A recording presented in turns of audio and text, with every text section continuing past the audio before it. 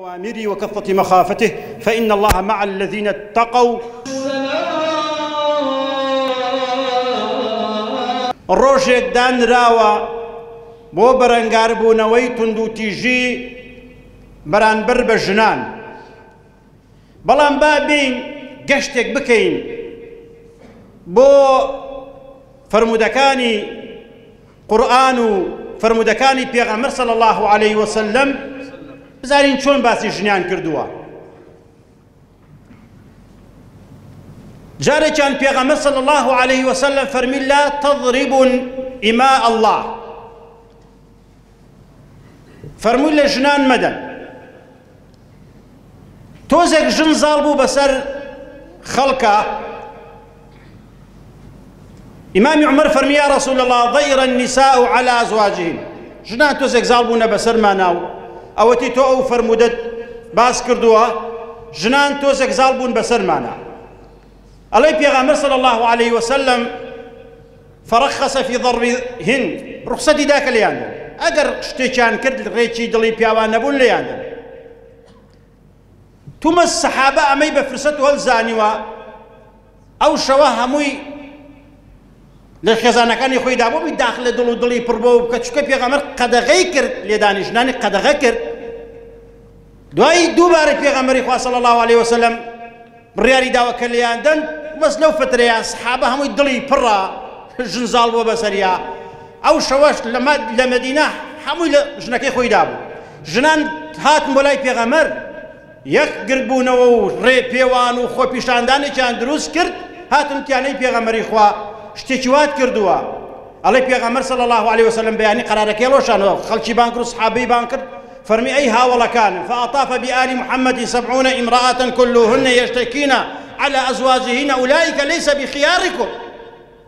فەرمی هۆ خەڵچینە، ئەم شەو 70 دانە ژن هاتووە بۆ ماڵی ئێمە، 70 دانە ژن هاتووە، هەمووی سکاڵای لە سەر پیاوەکەی تۆمار کردووە کە لێی داوە. لە ئێستا بەدواوە هەر پیاوێک لە ژنەکەی خۆی بات بە پیاوی ساڵح و چاک لە ئیسلامە هەژمار ناکرێت، پێی ناترێت پیاو چاک، لەیس بخیاریکم. ئەو قەرارەیە ڕۆشانەوە. ئەها خۆشەویستان، گرتبوونەوە و خۆپیشاندان و داکۆچی کردن لە مافی ڕەوای خۆت قەرار چۆنە گۆڕێ؟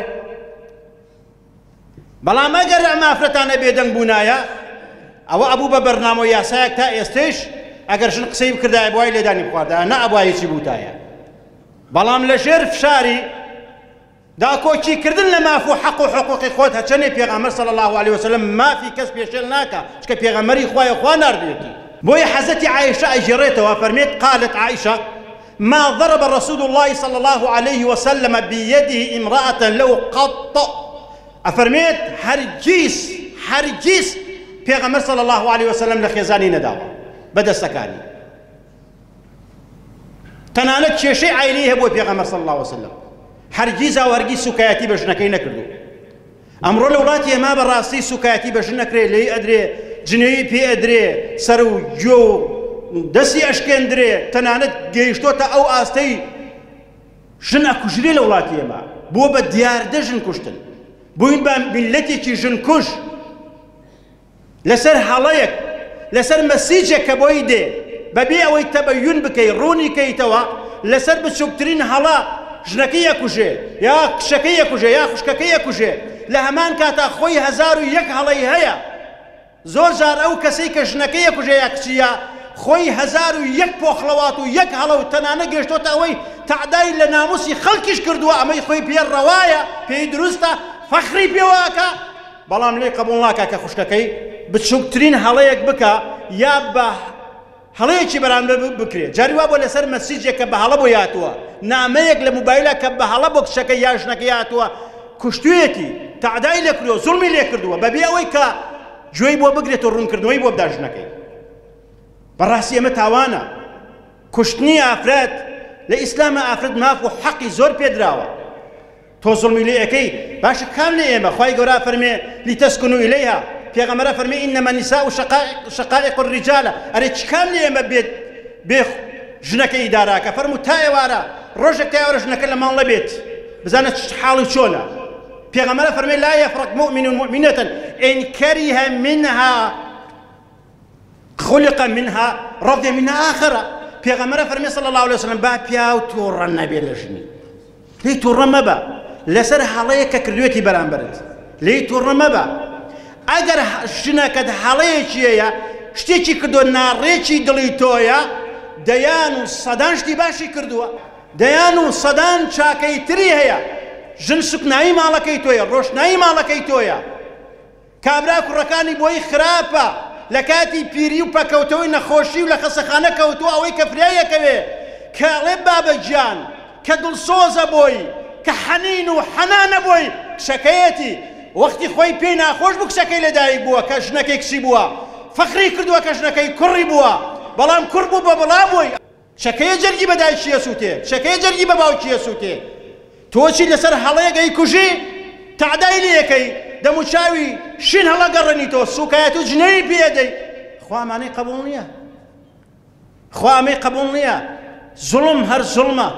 باوکێک لە کچەکەی خۆی بکە، پیاوێک لە ژنەکەی خۆی بکە، برایەک لە خوشکەکەی خۆی بکات.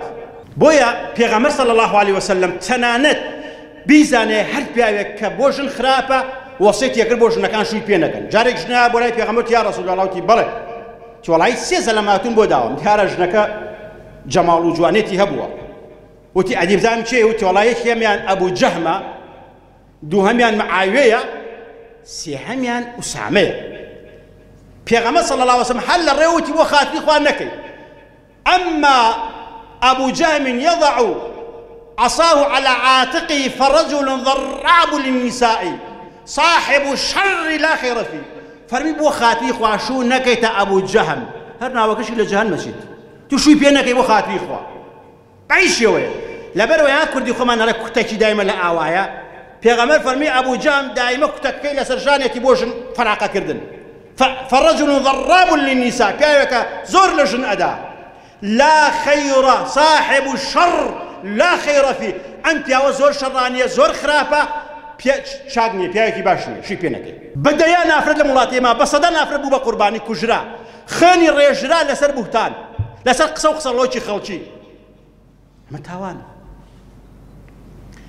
بداخوا أمولاتي إما شي هو كاربو أوي كجن بكجري زور جان أمدسة تشورو جن كشتنا أقررنا بو أوي أيضا بال إسلام لأنني هندي خلشي خرابة خلشي غير دينه دەگرێتەوە بۆ چەند هۆکارێکەوە ژن کوشتن هەیە لە وڵاتی ئێمە کە زوڵم لە ژن ئەکرێ. هۆکاری یەکەم جارێ دەسەڵاتە، هۆکاری یەکەم دەسەڵاتە. هەر بەردێک لە ئاسمان بکەوتە خوار و بداتە سەر زەلای مەکای بکوژە خەتای دەسەڵاتی تایە. دەسەڵات ئەمڕۆ قات کابرایە کە ژنەکەی یەکوژێ یا لە ژنەکەیەدا تەعدای لێیەکە ئەڕۆ بۆ لای حاکم حکمێدا، بەڵام بە چوار پیا و ماقوڵ بۆ مەسوولێک تەلەفۆنەکات کاکە بەواستە واستەکار کابرای قاتڵ بەرەدرێ. کابرێک کە قاتڵ کە بەردرا دوای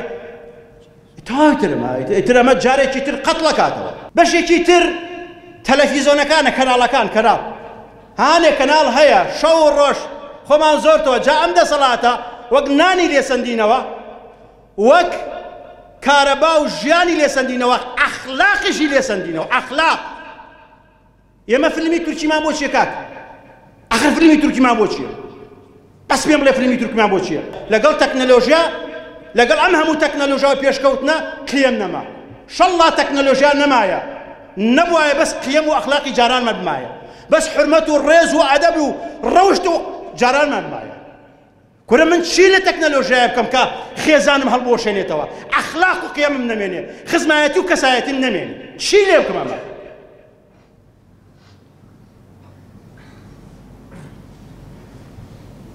بەشێکی کەمیش هەندێک لە مەلاکان ناڵم مەلایش باشمان زۆرە کە دیفاع لە مافی ژنەکە و مرۆڤەکە و وتار و شتی جوانی هەیە، بەڵام مەلایشمانێ ئالم ڕۆژانەی جوم لە مەلایەکە لێ چی؟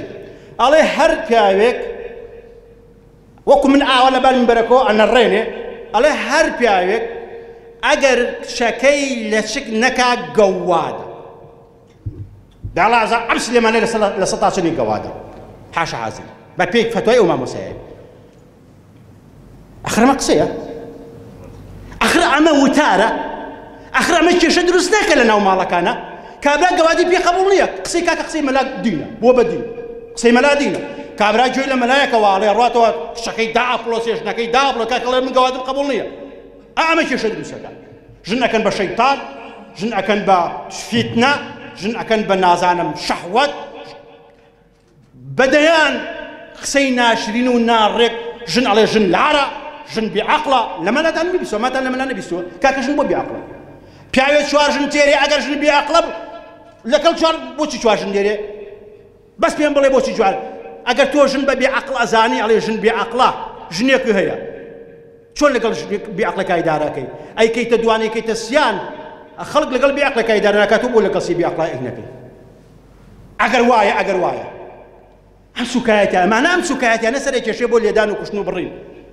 بۆیە تکاتان لێ یەکەم ڕێز لە ژن بگرین ژەیان لە ئیسلامە بڕوان پێ بکە 50 جمعە لەسەر مافی ژن لە ئیسلامە قسە بکەم تەواو نابێت داواکانی لە خوای گەورە لێمان خۆش بێ عەفومان بکە و هیدایەتمان بدە و لێمان ببورێ كان أمرا مقضيا فحملته